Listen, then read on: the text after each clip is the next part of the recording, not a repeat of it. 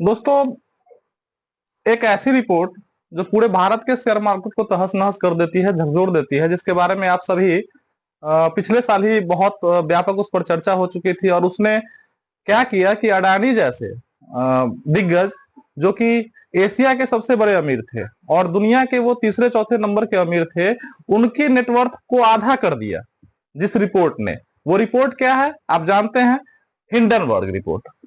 दोस्तों, फिर से वही हिंडनबर्ग ने इस बार भी एक रिपोर्ट फिर से पब्लिश की और इस बार उसने सीधा सीधा सेबी के चेयरपर्सन माधवी पुरी बुच को निशाने पर लिया और उन्होंने कहा कि इनके हितों का टकराव जो है वो हो रहा है, यानी कि ये भी पिछले दरवाजे से ये अडानी के शेयर को आगे बढ़ाने में मदद कर रही हैं।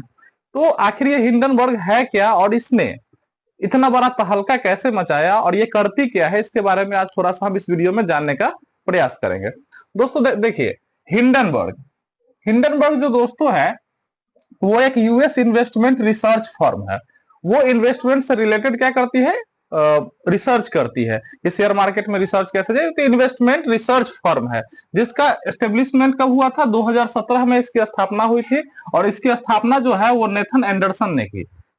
हिंडनबर्ग की स्थापना नेथन एंडरसन ने की और इसका मुख्यालय कहाँ है, हेडक्वार्टर कहाँ है? वो न्यूयॉर्क सिटी में है, एनवाईसी में है, न्यूयॉर्क सिटी अमेरिका में इसका मुख्यालय है और 2017 में इसकी स्थापना हुई थी। दोस्तों, ये जो इसका नाम पड़ा वो हिंडनबर्ग डिजास्टर के नाम पर पड़ा। दोस्तों, ये हिंडनबर्ग नाम जो है वो हिंडनबर्ग डिजास्टर एक बहुत बड़ी आपदा मानी जाती है। देखिए दोस्तों, 1937 में एक ऐसा हादसा हुआ जिसमें क्या था कि एक एयरशिप, उस समय जो एयरशिप होता था वो कुछ इस तरीके का होता था दोस्तों, ठीक है। और ये जो था वो 36 पैसेंजर्स को लेके अपने 63वीं उड़ान, ये भी नहीं था कि पहले ही उड़ान थी इसकी, ठीक है, 63वीं उड़ान पे ये जा रहा था। और जब ये अटलांटिक को पार करके ये अपने गंतव्य पर पहुंचने से थोड़ा देर पहले क्या हुआ कि इसमें ना बहुत सारे गैलन थे, किसके? हाइड्रोजन गैसेस के गैसेस थे। और उसमें क्या हुआ, अचानक से विस्फोट हो गया और जिसके कारण मात्र 30 सेकंड में ही यह एयरशिप 30 सेकंड में ही यह एयरशिप जिसका नाम हिंडनबर्ग था, जिसका नाम हिंडनबर्ग। अच्छा, ये हिंडनबर्ग भी कौन थे? तो उस समय जो जर्मनी आर्मी थी उसके एयर चीफ मार्शल थे हिंडनबर्ग, और उन्हीं के नाम पर ये एक जो शिप बनाया गया था एक कंपनी के द्वारा, उसका नाम था हिंडनबर्ग एयरशिप, ठीक है। और इसने अपनी बहुत सारी सफल यात्राएं पूरी कर ली थी, चूंकि उस समय के लिहाज से ये तेजी से चलता था, ठीक है। और ये बहुत ही आरामदायक, बहुत ही लग्जरियस था। तो बड़े बड़े लोग इसमें, इस एयरशिप में, आज की तरह जो एयरप्लेन कहते हैं हम, हवाई जहाज, तो उस समय एयरशिप था, ठीक है। तो ये सफर कराता था। तो अचानक से इसमें क्या हुआ, और ये चलता किससे था? इसका जो फ्यूल होता था वो हाइड्रोजन होता था। और हाइड्रोजन में क्या हुआ कि अचानक से एक स्पार्क हुआ, कह सकते हैं कि जो रिपोर्ट आई उसके अनुसार से जो ये बिजली का रखती है उसी से इसमें क्या हुआ है, कहीं ना कहीं से स्पार्क हुआ। और जिसके कारण क्या हुआ, एक साथ 30 सेकंड में ही इतना बड़ा विमान क्या हुआ, वो पूरी तरह से आग के गोले में बदल गया, जल के खाक हो गया, कुछ भी नहीं बचा उसका, ठीक है। सारे लोग तो मारे गए ऑब्वियसली, ठीक है। तो ये इसी हिंडनबर्ग के नाम पर इस कंपनी का नाम है हिंडनबर्ग, जो कि एक रिसर्च फर्म है इन्वेस्टमेंट की, जो यूएस में है और उसका मुख्यालय जो है न्यूयॉर्क में है, और नेथन एंडरसन जो है इसके संस्थापक हैं, ठीक है। अच्छा दोस्तों, ये करती क्या है ये कंपनी? थोड़ा सा इसको और डिटेल में देखते हैं कि ये कंपनी करती क्या है। ये कंपनी कॉर्पोरेट फ्रॉड को के बारे में अपनी रिपोर्ट बनाती है।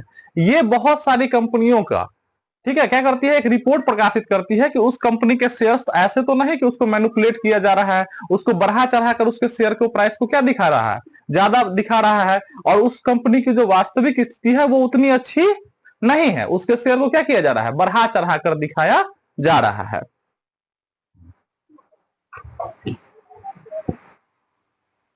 वो रिपोर्ट प्रकाशित करती है और विभिन्न कंपनियों की वास्तविक स्थिति के बारे में बताती है। और इससे क्या होता है कि बहुत बड़ी बड़ी जो दिग्गज कंपनी होती है, अगर उसके कोई लूप होल्स होते हैं, वैसे इसकी मंशा पर बहुत सारे सवाल है, हिंडनबर्ग किस मंशा से ये काम करता है वो मैं आगे चर्चा करूंगा। लेकिन ये क्या करते हैं, इसने कई कंपनियों को पूरी तरह से उसके शेयर को क्या कर दिया है, ध्वस्त कर दिया है, निकोला है, और भी बहुत सारी। और सबसे बड़ा जो नाम है वो अडानी ग्रुप है भारत का, तो उसने भारत के शेयर मार्केट को भी क्या कर दिया, पूरी तरह से कोलैप्स कर दिया था।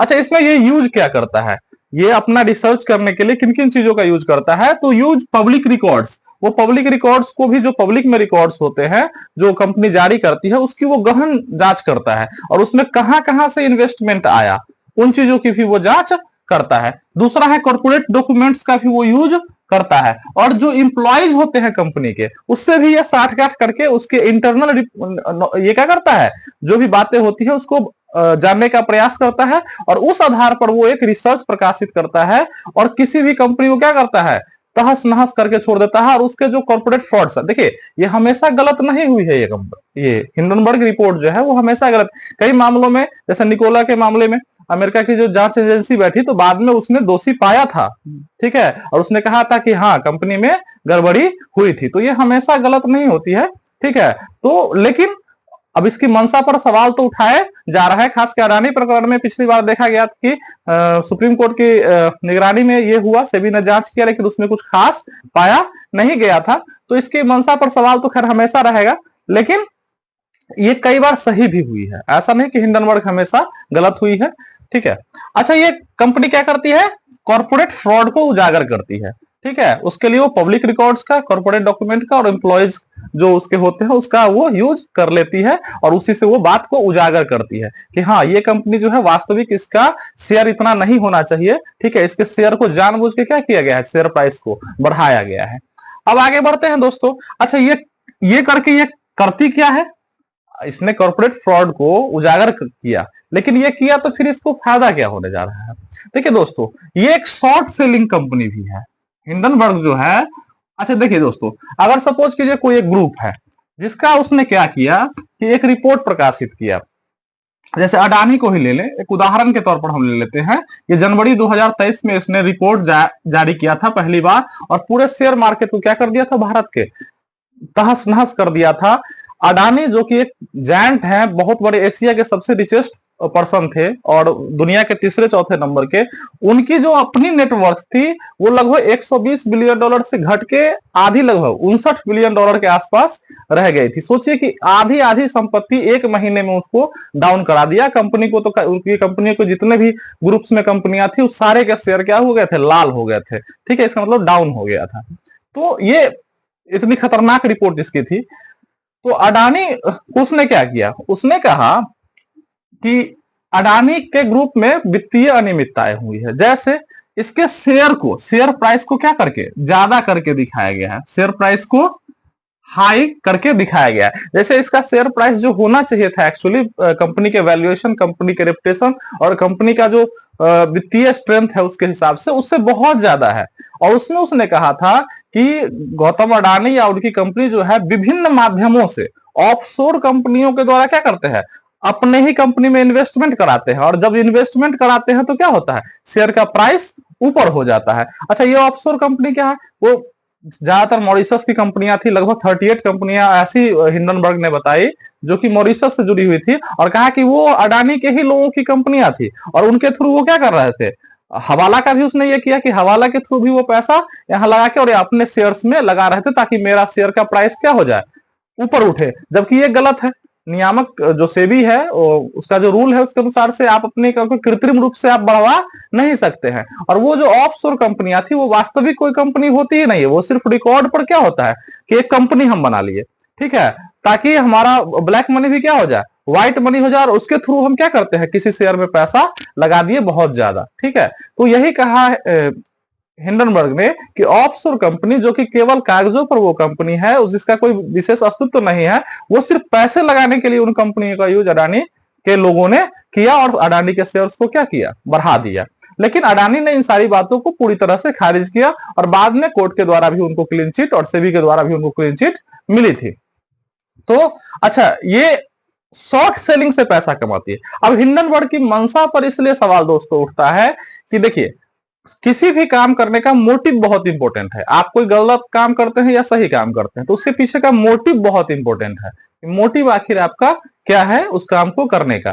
तो देखिए, ये बहुत बार सही भी हुआ है, कई बार गलत भी हुआ है, लेकिन अडानी प्रकरण में ये शॉर्ट सेलिंग से बहुत कमाई करता है। ये शॉर्ट सेलिंग क्या है, इसको थोड़ा सा मैं समझाता हूं।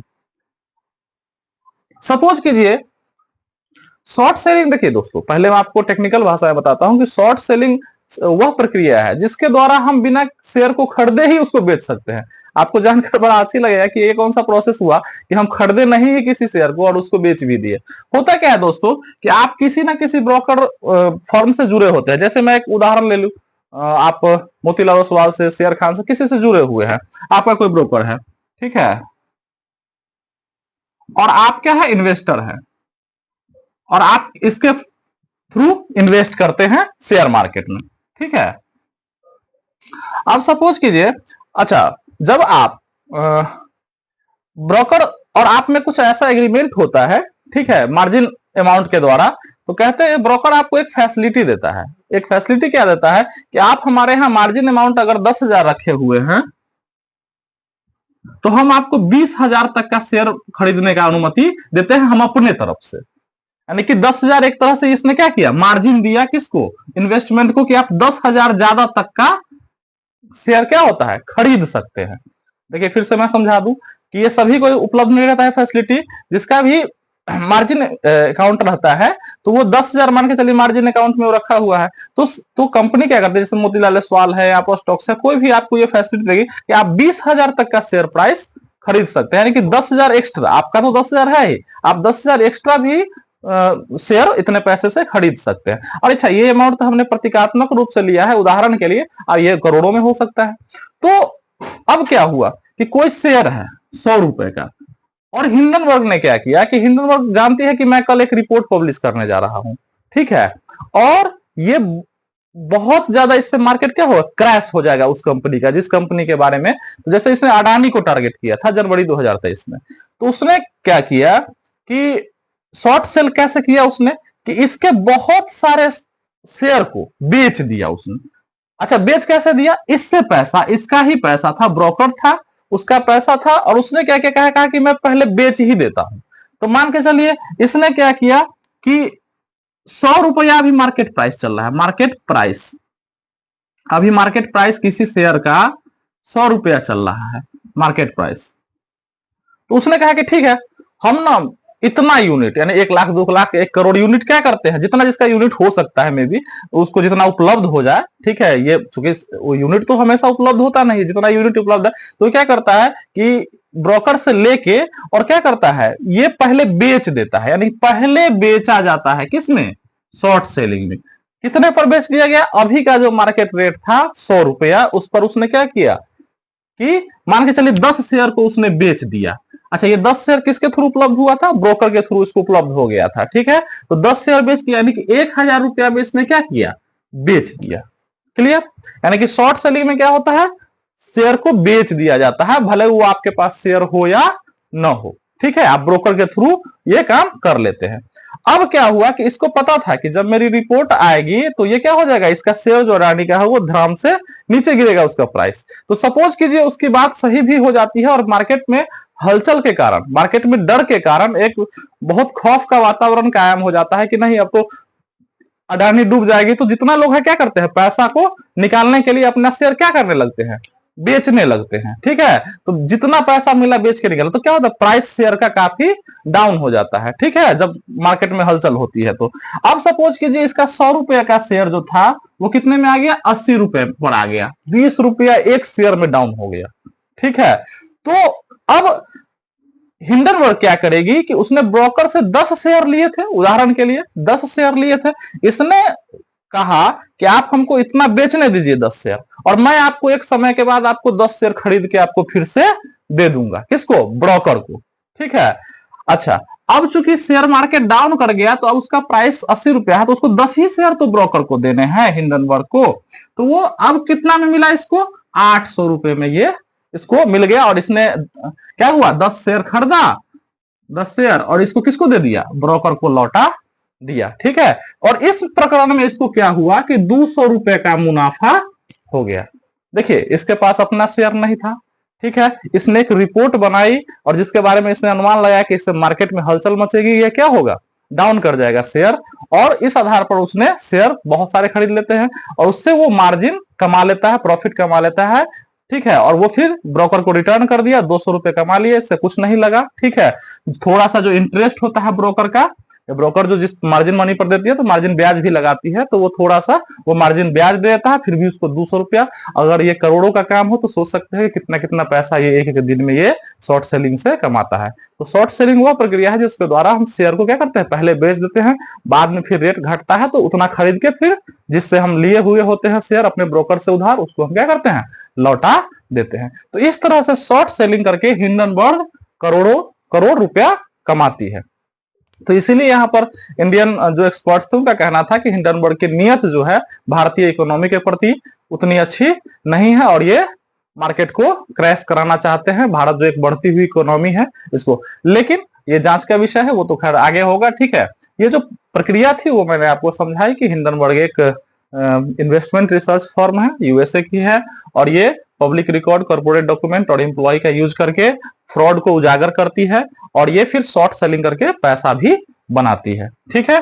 और इसने कई कंपनियों का क्या किया है, को तहस नहस भी किया है, और उसमें से कई सही भी साबित हुई कि उन्होंने जो फ्रॉड उजागर किया वो सही भी साबित हुआ, लेकिन कई मामलों में उनकी नीयत पर काफी शंका रहती है। अभी जो हालिया है, दोबारा उसने अडानी ग्रुप पर हमला किया है। दोबारा उसने अभी अभी अगस्त में, इसी महीने में उसने दोबारा क्या किया है, इस पर हमला किया है और कहा है कि सेबी सेबी जो कि मार्केट को रेगुलेट करती है, security exchange board of India, जो शेयर बाजार को कंट्रोल कौन करता है, सेबी करता है, ठीक है। जैसे दूरसंचार विभाग को कौन कंट्रोल करता है, उसकी नियामक बॉडी कौन सी है, ट्राई है।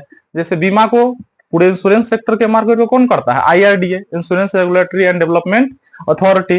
तो इस तरह से ना, जैसे पूरे बैंकिंग सिस्टम को कौन कंट्रोल करता है, तो आरबीआई। तो इस तरह से हर एक तंत्र को संभालने के लिए एक बहुत ही रेगुलेटर बॉडी होती है जो नियम बनाती है और उस पर चल रहा है कि नहीं सारी संस्थाएं, उसको भी वो देखती है, तो उसको रेगुलेटर कहते हैं, रेगुलेशन करने वाला। तो सेबी क्या है, शेयर मार्केट को रेगुलेट करती है। जो भी शेयर मार्केट में नियम होंगे सेबी बनाएगा उसको, और उसको देखेगा भी कि कोई इसका वायलेशन तो नहीं कर रहा है, कोई उल्लंघन तो नहीं कर रहा है, ठीक है, नहीं तो फाइन इंपोज करती है या ब्लैक लिस्ट करती है या आगे की कार्रवाई करती है। तो इस बार डायरेक्ट हिंडनबर्ग ने क्या किया कि सेबी के है चेयरपर्सन को, सेबी के चेयरपर्सन माधवी पुरी बुच, उनको क्या कहा कि